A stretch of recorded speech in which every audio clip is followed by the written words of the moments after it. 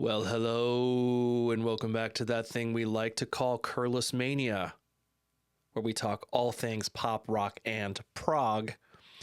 And it's just me. You got me this week. It's solo. It's a solo thing. I had a guest planned, but it got canceled for unforeseen reasons, and that happens in life sometimes. Things get canceled. Hopefully, we can get that rescheduled at some point in the future. I'm sure we will. But in the meantime, I'm going to pursue something that I've been wanting to do for a while. Actually, it's been kind of on my mind to do, which is the tragedy of Syd Barrett. I'm a huge Pink Floyd fan. I don't think that's anything new to anybody who watches this channel. And I'm just always fascinated by Syd Barrett and his history and how brief his time was in the band and how his whole legacy is based on something very, very, very small. But we always have to remember that Pink Floyd eulogized him several times over in albums like Wish You Were Here, of course, and The Wall. It just seemed like Syd Barrett kept coming up over and over again. And I think Roger was a little bit, I'm already getting ahead of myself here, but I think Roger had a little bit of guilt about kind of pushing him out of the band and maybe not... I don't know, maybe not paying more attention and trying to help him instead of just like pushing him out. And maybe Gilmour had a little bit of that too. I don't know. But anyway, Roger was the one always writing about Syd. It always seemed like Syd came up in his writing a lot. Because I think, they were good friends when Floyd started. They were from Cambridge. They were two very good friends. That formed, they were like the two guys that sort of were the synthesis of Pink Floyd originally, and they were tight, they were buddies. So I think that Roger felt a little bit weird about the fact that, he went on to be this huge, rich rock star and Syd got left on the wayside. And, what are the reasons for that? There's many, right? Many, many, many. So really his whole, Syd Barrett, his whole legacy is based on the Piper at the Gates of Dawn, mostly this album, right? This is the debut from 1967. He wrote all the songs, essentially, or not all of them, most of them. I think Roger wrote like one song. Take Up Thy Stethoscope and Walk is a Roger song. And then Interstellar Overdrive's a group composition. But other than that, it's all Syd Barrett. So, and Oh Power Talk H is also a group one. But most, he dominates this album, right? Dominates it. And this doesn't even have the singles on it, right? This doesn't have See Emily Play on it, or Arnold Lane on it. So he also wrote the single that was huge, that went to like number one. So this album, though, is like the full, blossoming of his talent, and you can really see and hear it on this album. And then he, but this is really it. This is the only full record that Pink Floyd album that he's on. It's this one. And then they go on to 1968. By 1968, he's already heading out of the band.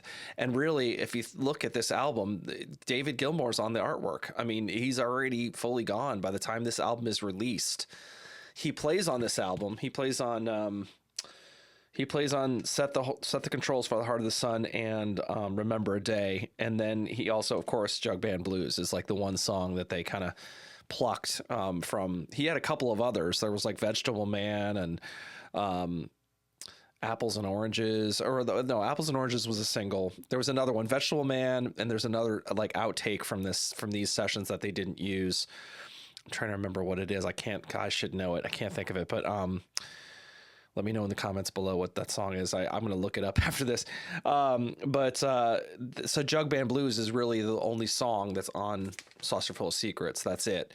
And Jug Band Blues is, famously, I wonder who could be writing this song. And it's awfully considerate of you to, to think of me here because I'm not here, or whatever. I'm paraphrasing. It's something like that. And he, and, I wonder who could be writing the song, that kind of stuff where it's like, it's almost like his kind of nod to like, yeah, I'm out of here and I'm not happy in the band and maybe a little bit confused about what he wants and what he doesn't want. And you know what I mean? It's one of those, but they basically decided not to pick him up one day. They invited David Gilmour in because these gigs that Pink Floyd were playing were getting worse and worse with Syd. He would just be like standing there playing one chord, or he wouldn't sing, or he wouldn't mime on television. There's like these clips on YouTube where you can see he's not miming. He's just standing there. And they said that, Roger tells the story that like they'd be like, okay. And they would do like a rehearsal and he would mime the whole thing, no problem. And then they would roll tape. And as soon as they rolled, he would just stop and not do it. So he was rebelling. He was basically saying, I don't really want to do this. I think I'm an artist. I don't want to have to mime on television. This is annoying. And I think that he was getting annoyed with that. So, but what happened? I have some thoughts about what happened with Syd. Okay. So, cause it just seems like, why would you shoot to fame? And as soon as you get famous, you get kicked out of the band and you're done. Like, it's almost like, what happened with him? Why did this happen? So to me, I think there was a lot of different things going on. People always talk about the drugs, and we'll get to that. That comes at the end. But I think there was a lot of things before the heavy drugs that happened that he was unhappy about. And I think one of them was sudden fame. Being famous is not easy. Everyone wants fame, but then when fame comes, they don't like it, because it's like, imagine that, like you're walking down the street and people are running up to you and like, hey, can I have your autograph? And you're never alone, and people are always like bugging you, and people want stuff from you. And, I saw an interview with Peter Jenner where he said something about people were running up to him all the time and saying like, what's the meaning of life? And, help us out. Like all the hippies coming up to him and being like, dude, you have the answers. Like, you have the answers to life. He's like, no, I don't. I'm just a guy. I'm just a guy who writes songs, And he didn't like that. He did not like the fame part of it at all. And it really came quick. I mean, they put out that single, Arnold Lane and See Emily Play, those two songs like rocketed, and they were big. They were on top of the pops. They were suddenly a big band, like out of nowhere, and he was getting recognized everywhere because he was the lead singer. He was the lead guy. So that leads to the next thing. He wrote the hits. So that became more pressure, right? So like when you write the hits, you're like the golden goose. So the record company's like, man, you're the golden goose. You're writing all the songs. Write another one. Where's the next song? It's like as soon as you finish writing one song, they're already pressuring you for what's the next single. And at that time, late 60s, things were moving so fast. And I mean, we talked about this in another episode, where my interview with Stanley Sheldon that I just did with from Peter Frampton's band, and we were talking about how fast things moved in the 70s. They moved even faster in the 60s. It was like pre-internet. It was like the people were dying for any entertainment they could get. So it was like, if you were a hit band, they were like, all right, where's the next single? What's the next album? We're gonna tour. Okay, tour. Put on another album. Put on the next single. I mean, you had to like roll. You had to go like nonstop. And I think there was a lot of pressure when you were a hit band to produce more hits, and it's like, I don't think he liked that. He didn't like all the pressure from management and record company and everyone saying, okay, what's the next song, Syd? Okay, Syd, you wrote the songs. All right, let's go. Where's the next one? And it's like, it's hard to be creative when someone's pressuring you like that. I mean, you almost need like time away from everything to be creative. So, and I'm sure he liked that. That's when he wrote those songs. He was probably by himself in a room or surrounded by his paintings, hanging out, playing guitar, strumming guitar, smoking a joint, whatever, just relaxing. And he probably came up with all those songs, right? But then when you're like suddenly a big star and you're running from here to there and playing shows all over the place and all over the UK and all over Europe, and then running back and then trying to record really quickly, and it became really hectic. And it's all of a sudden it's like, I just want to break from all this, So, and that was another thing. That was my third thing, was constant touring. I'm reading Nick Mason's book right now. I finally got around to getting Nick Mason's autobiography, and it's really good actually. And he talks a lot about touring. I mean, it's just because that's all they were doing. It's like they would record, but recording was sort of like jammed in between touring dates. And they were just, and he said their schedule was packed. It was packed. They were going all over the place. And so like, that's tiring. That's exhausting. And that's what they were doing.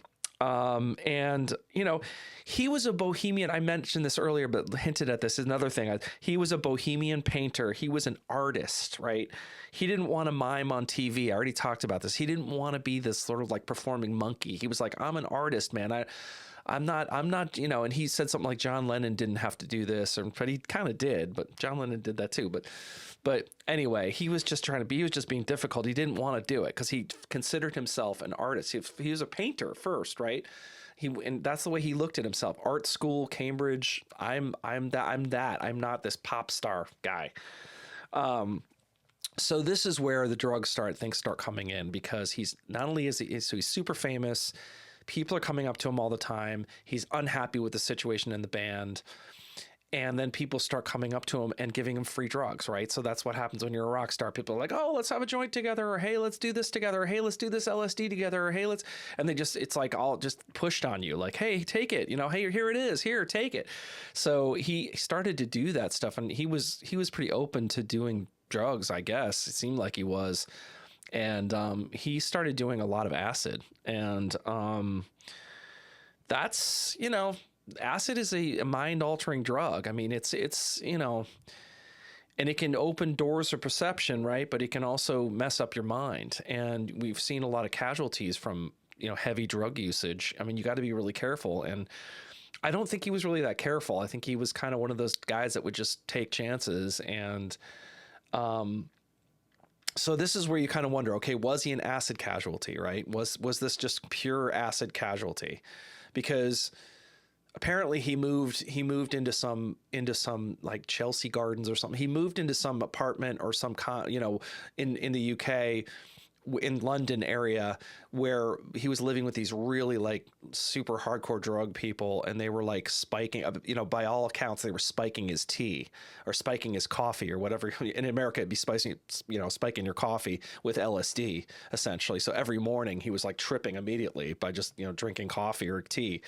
And they said he was just like tripping 24/7. And then that's when he started to change, because he was just kind of like, it was like, they say like a light bulb went out, you know, like, you know, so he was not the same person, because he had always been, I didn't mention this, like, you know, early in the Floyd and early, you know, when they knew him in Cambridge, he was this bubbly, outgoing, great guy, like really funny, really cool, like outgoing, would talk to people, like come up to you and be like, hi, I'm Syd, how are you? Like, you know, just like engage people. And like, he was super cool. And like all these people talk about how cool he was and how fun he was. And he was a good dresser. He was good looking. He was funny. He was very engaging. And all of a sudden he's just like this, like, he's like a walking zombie, and he's like, his eyes are like, you know, what is it? You know, the famous line of, you know, black holes in the sky.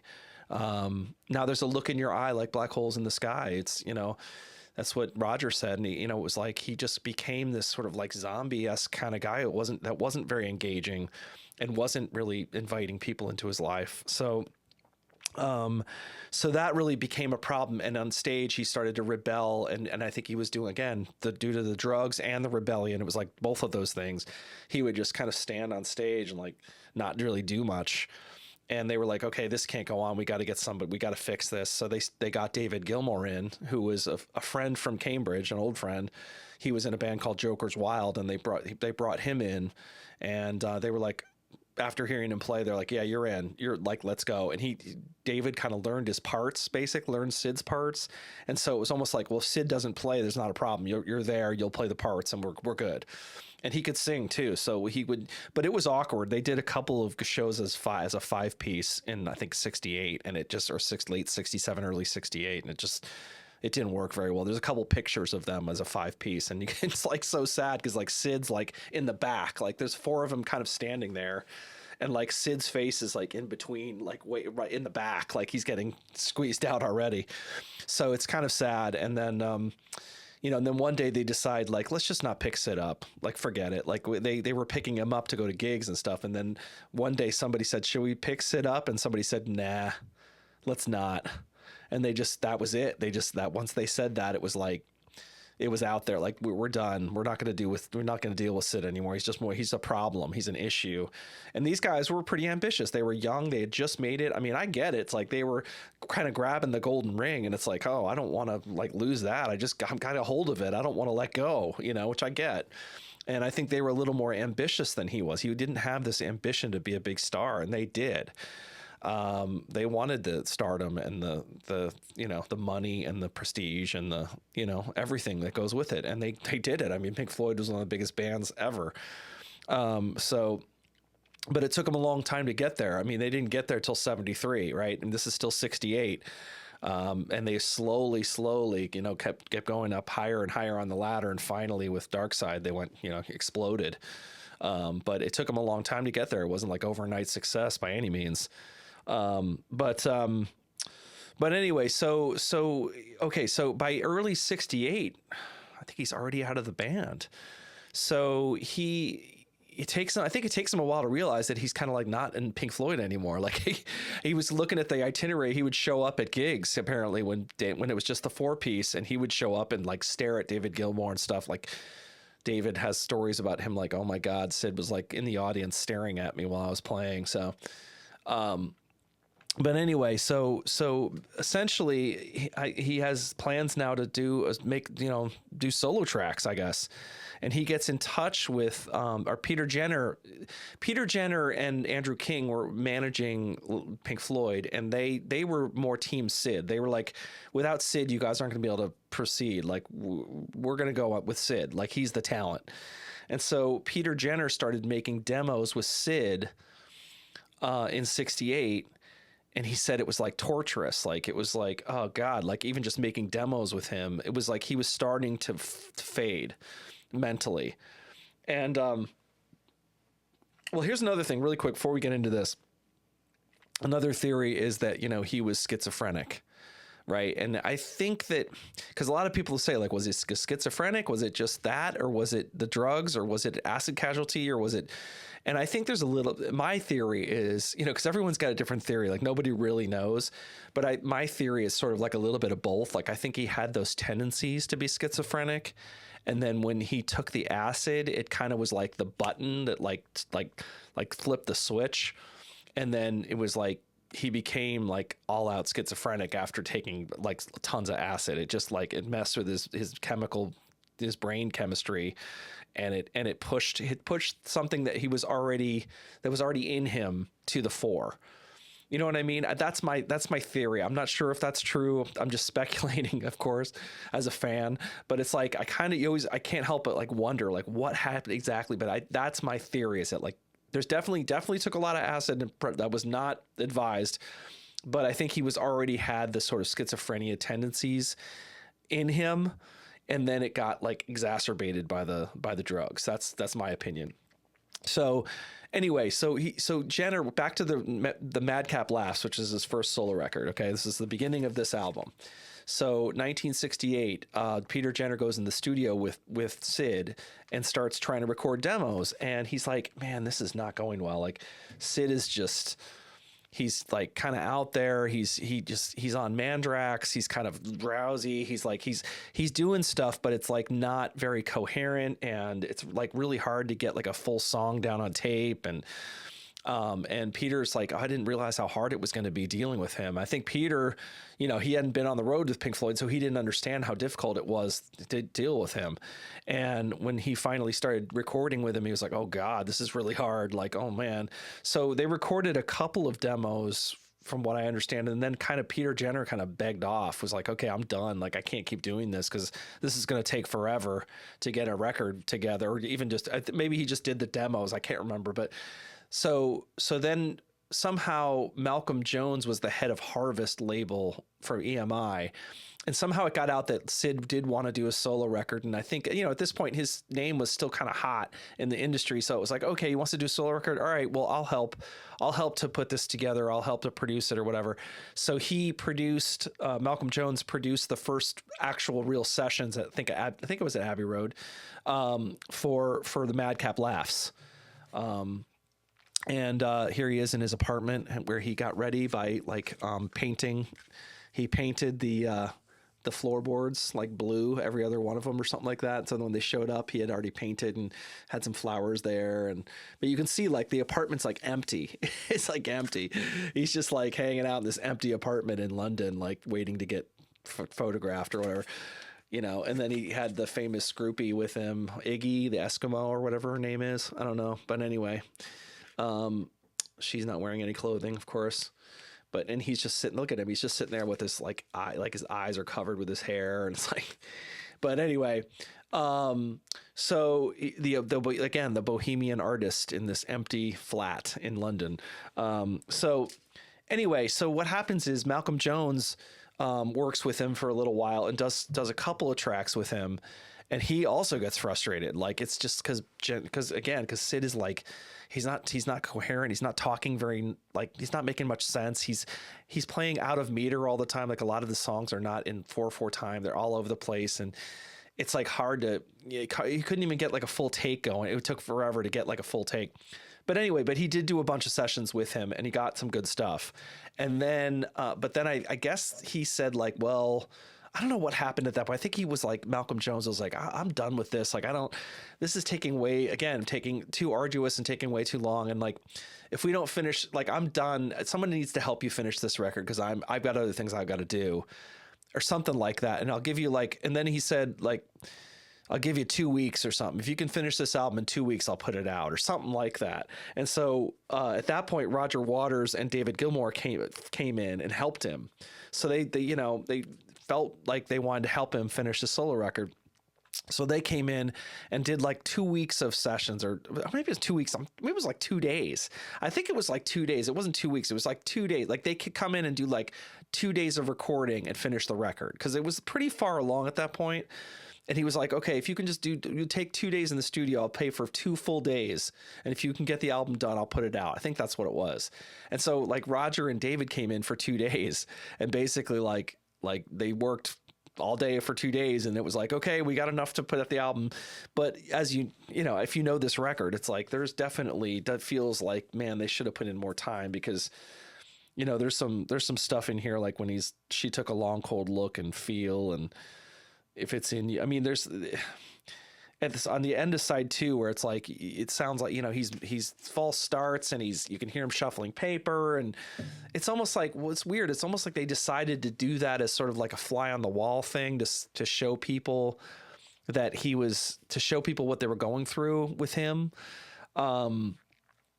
Or something, I don't know, or just to show like audio verite. And it is kind of fascinating, I gotta say, when you listen to those tracks and you hear him stopping and he's like, and he's like, moving, hold on. He's like moving paper around. You can hear like the paper shuffling and I think they just wanted to give people like a real feel of like, this is what is happening. Like this is, but some people say they shouldn't have done that because it's really strange because this album, I'm getting ahead of myself again. I can't help it.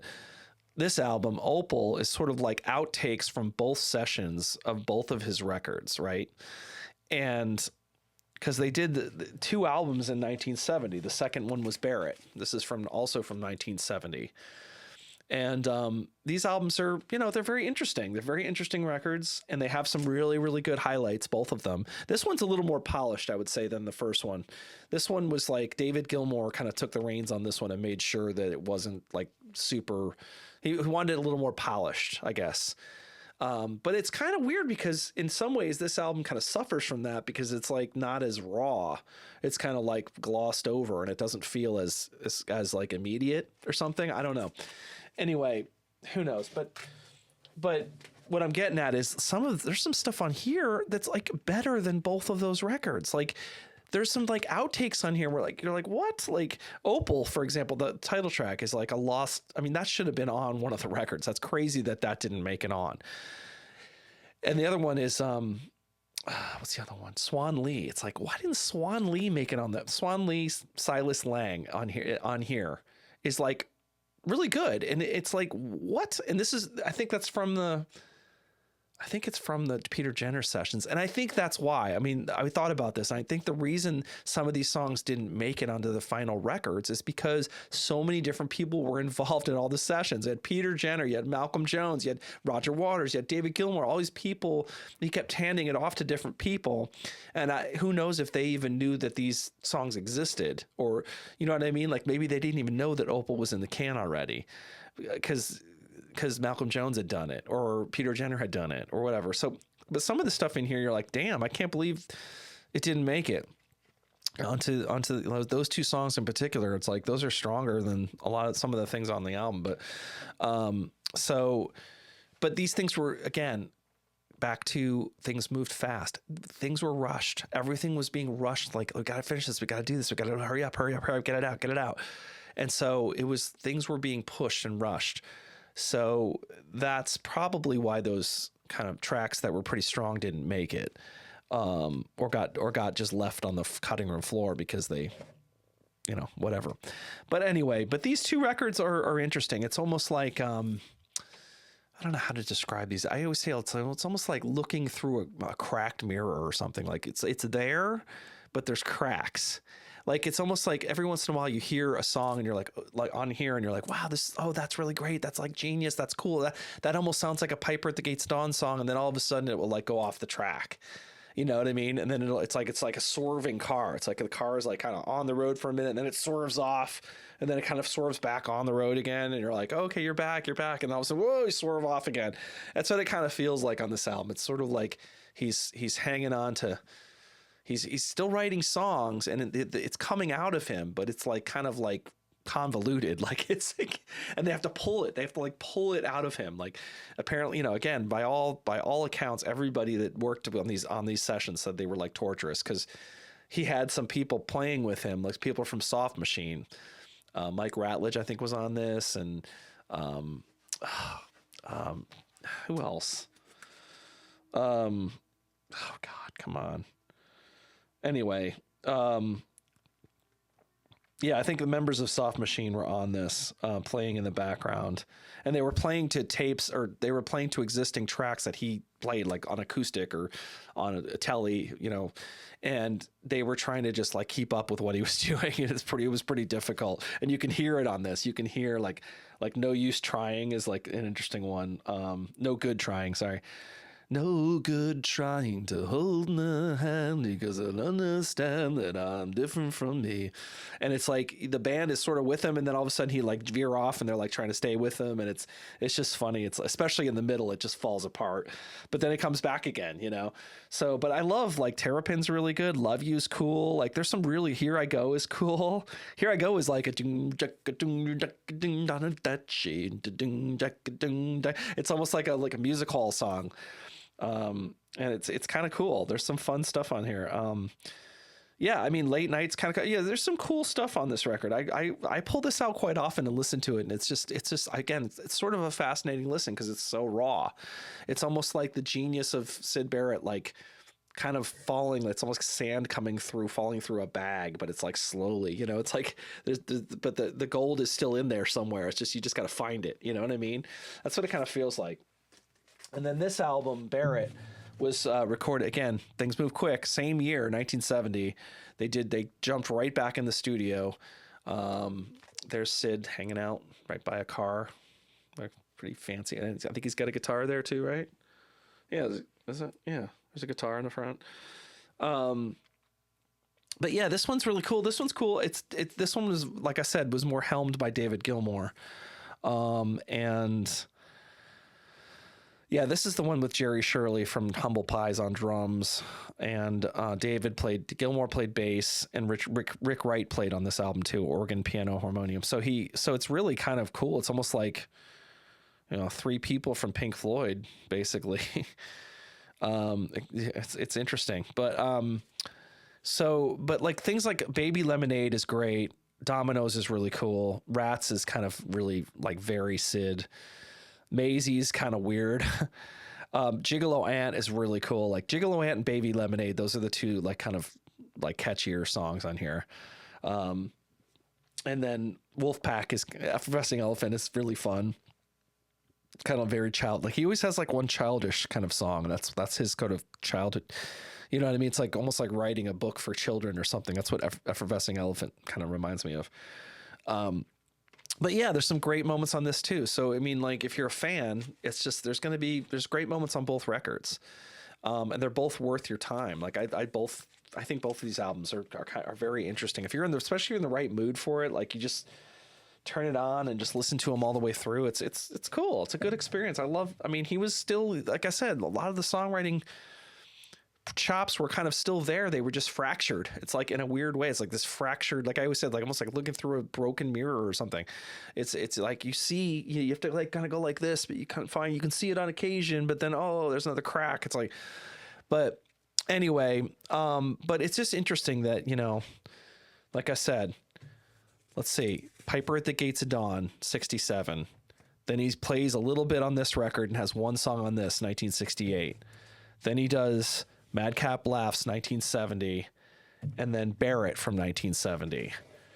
That's his whole discography. And then they put out I think in 88 or 89, they put this Opal out as a compilation of like outtakes because people were getting more interested in him again, because I think it was because Pink Floyd had reformed and done Momentary Lapse, and they were touring this massive tour, and of course they're playing Shine On You Crazy Diamond, which of course is about Syd, so people are getting more interested in Syd again, so they capitalized on that and they put this out, which is cool. I'm glad to have this.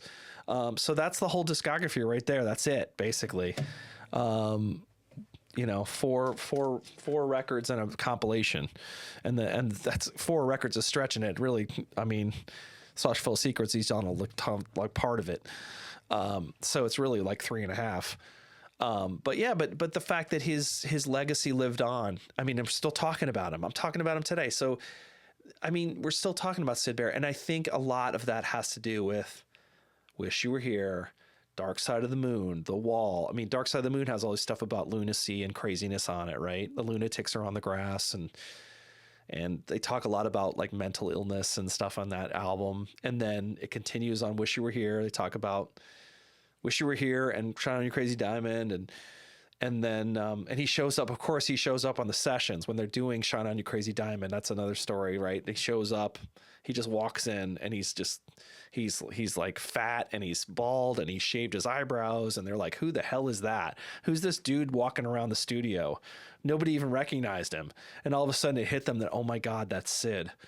And he was like, oh, hey, can I plug in the guitar and start playing? And they were like, what? No, it's not. They were like, hi, Syd, how you doing? They finally realized who it was. And he said, he was like, oh yeah. They said, wow, you've gained some weight. And he's like, yeah, I've been eating my fridge is full at home, and I've been eating a lot of meat or something like that. I don't know, a lot of bologna or something. And they were like, oh, okay. And then he was like, oh, okay, maybe I can play some guitar. And they were like, yeah, not this session. And then he left, and that was it. They didn't see him again. So it's just the crazy that he showed up while they were doing Shine On You Crazy Diamond, which is a song about him. That's insane. So anyway, but yeah, so, and then there's parts of The Wall that are definitely Syd. I mean, you watch the movie and it's like the guy sitting in the chair, pink, sitting in the chair, just zoned out, watching TV with that cigarette burning down to like nothing. And I think that Roger said that was like, like he walked into a hotel room one time and he saw Syd that way. He was just sitting there, and he had like his shoes were untied, and he was like smoking a cigarette, but it was like down to down to the filter, and he was just staring into space. And so I think a lot of that stuff was based, some of it was based on Syd. So, but yeah, so I don't know, man. It's interesting. It's a very interesting legacy that he left behind. He died in 2006 at the age of 60. Which is crazy, just pretty young. But apparently he went back to Cambridge and kind of lived sort of a normal life. Like he moved back into his parents' house and like lived in the basement and painted.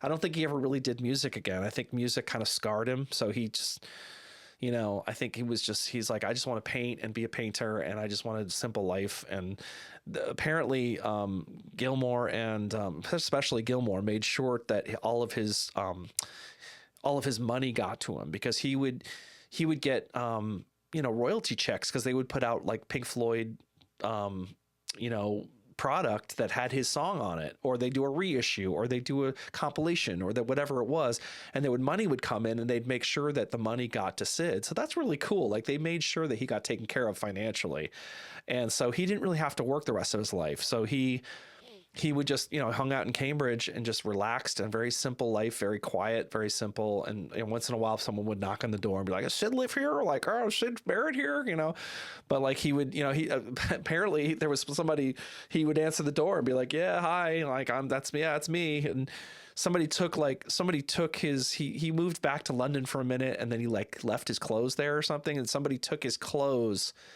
back to Cambridge and like knocked on his door and said, "Are these yours?" And he's like, "Oh yeah, thank you. These are my clothes. Yes, thank you very much."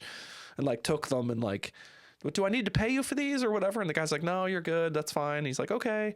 And then that was it. It was like, close the door, and that was it. It was like, so he was just a normal guy. He just wanted peace. He just wanted peace and quiet, and just, apparently he had a pretty good life in Cambridge, once he kind of got back settled in there and just relaxed and just didn't really, just, I don't know, he painted. I think he painted a lot. He never stopped painting. So there you go. He was always creative, and, but it's just sad. It's just sad that he, it's kind of sad too, because he could have done so much more, and he was very gifted musically. And it's just a shame that the music business just kind of, I don't know, sort of chewed him up and spit him up. And he didn't really want to do it either. I don't think he had the ambition. I mean, that's another thing. I really think like, David and Roger and Nick, and Ray, all of those guys had ambition to be bigger. And I don't think that Syd really did. I don't think he had a lot of ambition. I think he was like, I'm just happy hanging out at home, strumming a guitar and doing my paintings. I don't think he was really that into like being a huge, massive star. If he was, he would have gone along with it. He would have played the game a lot more. You know what I mean? He didn't play the game. He refused to. And that's what was his downfall, in Pink Floyd. So yeah, there you go. I'm kind of rambling away here. I'm telling like everything that's coming to my mind, but that's my theory on the tragic story of Syd Barrett. I mean, it's sort of tragic. It's kind of sad. I mean, but he did make a mark. That's the thing. It's the only thing I would say is it's sad, but he did make a mark, and we're still talking about him today. So obviously this guy was talented and made a big mark on music, even though it was very brief. He made a big mark, and it's still there. And like Pink Floyd fans, I mean, of course, everybody knows Syd Barrett. I mean, he started the band. I mean, without him, there wouldn't be a Pink Floyd.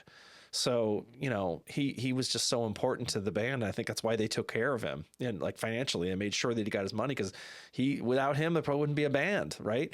So yeah. But at the same time, he probably wouldn't be as famous if Roger and Dave hadn't like written songs about him. You know what I mean? Like he probably his legacy wouldn't be as big if they had just stopped talking about him and didn't write songs about him, didn't talk about him. He probably, but they sort of like enhanced his legacy by writing all these songs about him. Once they became famous, right? Pink Floyd became huge with Dark Side, and then they were one of the biggest bands in the world. And then they did an album all about Syd. So it's like all of a sudden it's like, who's this Syd guy, right? So anybody who's a Pink Floyd fan like would start like finding out like, who's the Syd guy, even if they weren't aware, they were after that. So I really think that that's part of the reason that he has this huge legacy, is because they, the Pink Floyd wrote songs about him, and famous, very, very huge, famous songs about him. So there you go. So he was almost like a muse in a way, right? So anyway, I'm going on and on here. This is crazy. This has been like this really long video, but what do you think? What do you think about Syd Barrett? What's your take on him? What's your take on what happened with him? Everyone's got a different theory. Like, what happened to him, and why did it happen? And what's your take on his music? What do you think? Do you like some people? Some people aren't really keen on Piper at the Gates of Dawn. I've seen a couple of videos recently. People have put that pretty low in the list, and I was like, wow. I think Piper at the Gates of Dawn is pretty cool. It's because somebody was saying, it's no Sgt. Pepper. I'm like, dude, they were doing it at the same time. The Beatles were coming to see Pink Floyd at the UFO Club.